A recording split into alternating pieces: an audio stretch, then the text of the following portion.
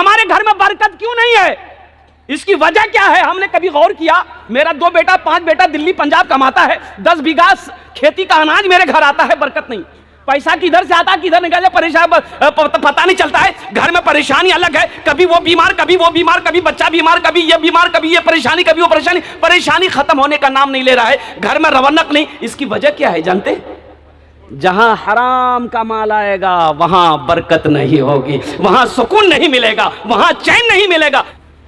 कुरान को पढ़ना छोड़ दिया, बच्चों को कुरान पढ़ाना छोड़ दिया। बच्चा थोड़ा बड़ा हुआ 10 साल 11 साल, जो पंजाब जो कमा वो बिल्डिंग टोकल किया मैंने ठोकवो क्या मैं बेचता नहीं। बोलो बात सही कि गलत है? बोलो। हाँ, अभी तो आलम ये हमारी माँ बहनें भी आई है। बच्चा 5 साल 6 साल का बच्चा है, 4 साल का रो रहा है, बच्चा खूब जिद पकड़ लिया तो मैं कह जी ए बुधवार बा तिया कल्ला मुर मोबाइल देखे जा दंगनी बुधवार दंगनी गाना लगा के गाना सुनती, बच्चा चुप भाई थी दिल के गाना लगा के मोबाइलों में। आज सही में बच्चा चुप हो गया। बच्चा तो बच्चा होता है, वहां नाचे जी, यो बच्चा नाचे, वो मोबाइलों में नाचे जी, बच्चों भी नाचे जी। मैं बोली बुधवार बाप देखो, बुधवार देखो कमर हिलावे, बुधवार नाचे जी। तो किसी ने कहा कि आज बुधवार नाचे जी, कल तुरा नाचे। तो बच्चे को तालीम से आरास्ता करो। माँ बाप का मकाम क्या है ये कौन बताएगा? क्या कॉलेज में बताया जाता है माँ बाप का मकाम क्या है? यूनिवर्सिटी में बताया जाएगा? अरे ये मदरसों में बताया जाएगा।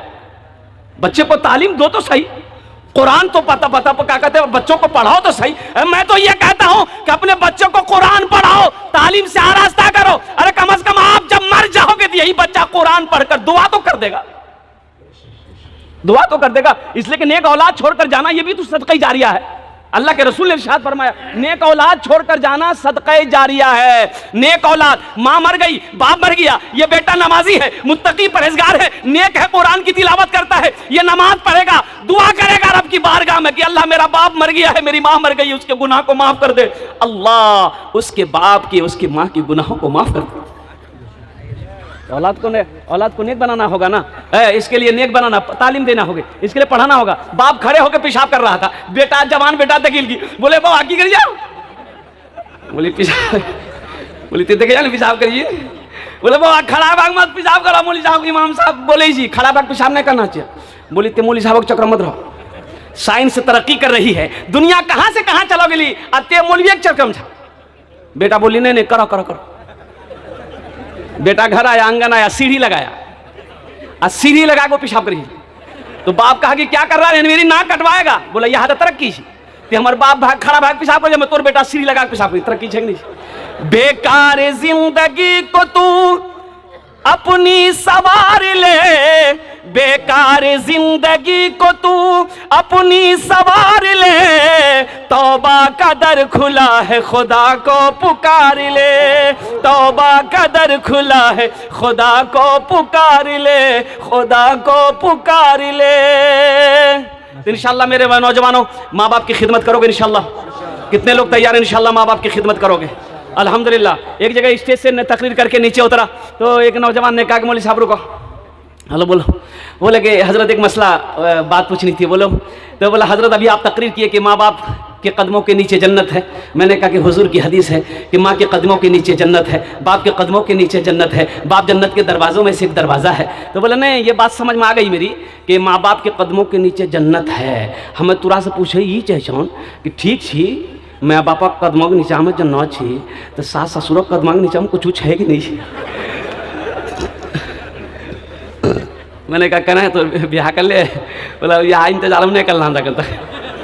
हमने कहा कि नहीं बेटा है, सास ससुर के कदम के नीचे भी है। बोला की चीज़ जल्दी बताओ। हम बोले थपाची गाड़ी ही, वॉशिंग मशीन, कूलर, पंखा, हारी बर्तन, यह सब चीज।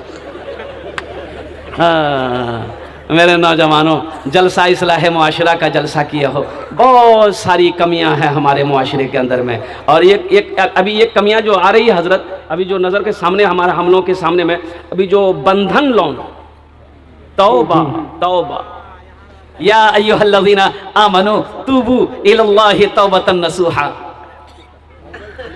अल्लाह इंतजार करता है मेरा बंदा। ये जमीन कहती है मौला तेरा अगर हुक्म हो मैं फट जाऊं, फट जाऊं, ये बंदे तेरे गुनाह कर रहे, मैं इसे अपने अंदर समेट लूं, इसको मजा चखा दूं मैं।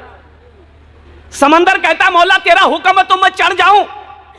फरिश्ते कहते हैं मौला अगर तेरा हुक्म हो तो सर कलम कर दूं। मेरा अल्लाह कहता है कि खामोश, जमीन खामोश हो जा, आसमान खामोश हो जा, फरिश्ते खामोश हो जा। अरे मैं जानू मेरा बंदा जाने, सुभान अल्लाह बोले दमाश।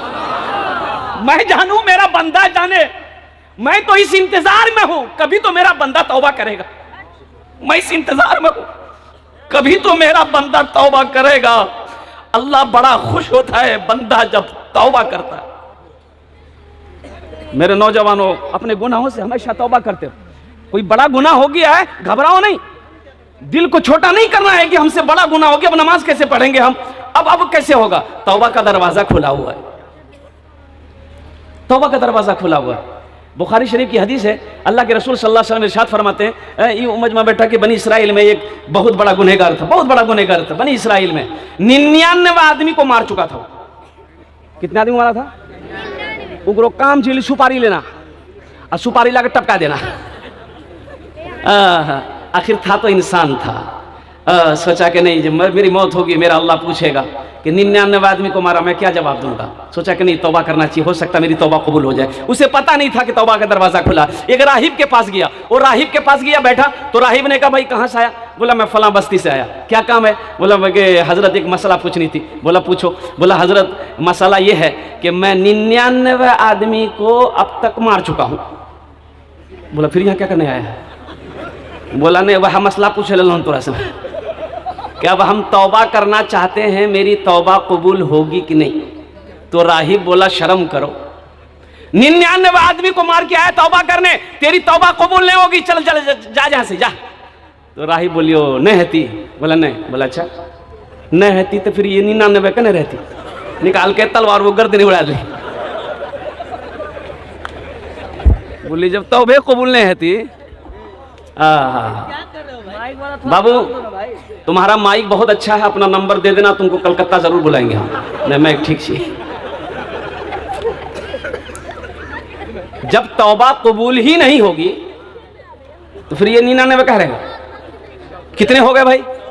100 हो गए। फिर कुछ महीने गुजरे, आमिना के लाल काली कमली वाले आका सल्लल्लाहु अलैहि वसल्लम इरशाद फरमाते, आखिर था तो इंसान था, करवटें बदलता रहा, रातों को नींद आई, सुबह उठा, एक आलिम का पता किया। बोला मैं आलिम से मसाला पूछूंगा।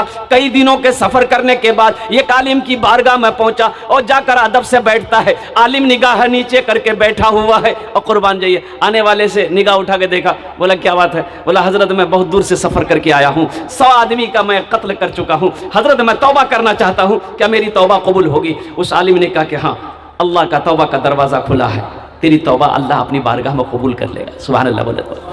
लेकिन तेरी तौबा यहाँ कबूल नहीं होगी, यहाँ इस जगह कबूल नहीं होगी। वो बस्ती देख रहा है? बोला कि हाँ। बोला उसी बस्ती में चला जा, वहां दीन के दाई लोग रहते हैं, परहेजगार लोग रहते हैं, मुत्तकी लोग रहते हैं, नमाजी लोग रहते हैं, अल्लाह वाले लोग रहते हैं, उनकी सोहबत में रह जाकर तौबा कर, तेरी तौबा को अल्लाह अपनी बारगाह में कबूल फरमाएगा। अच्छा हम कहते हैं ये बड़ा खुश हुआ कि चलो मेरी तौबा कबूल हो जाएगी। अगर ये आलिम भी अगर बोलता कि नहीं नहीं है तो 101 में रख लो चीज। तौबा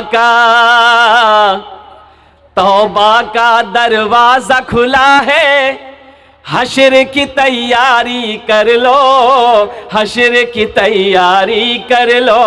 तौबा का हाँ भाई तौबा का दरवाजा